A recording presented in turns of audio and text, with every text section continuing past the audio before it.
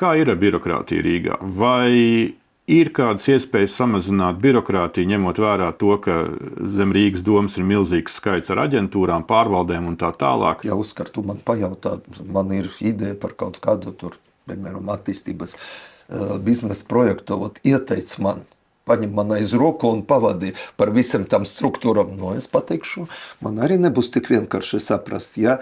Un tā problēma ir tāda, ka katrs rada uz citu, ka tev vajadzētu tiešām aiziet pāpli, un katra struktūra, kad tu mēģina kaut ko skaņot vai noskaidrot, ir kā tā dziesma un sakas viss no gala. Protams, kaut kādi lielie projekti tur varbūt vajadzētu būt struktūrai, kaut kādiem projektu vadītājiem, kompetentiem cilvēkiem no Rīgas domas, kas nāk un palīdz tiem lieliem investoriem. Bet tam zaļam koridoram vajadzētu būt visiem.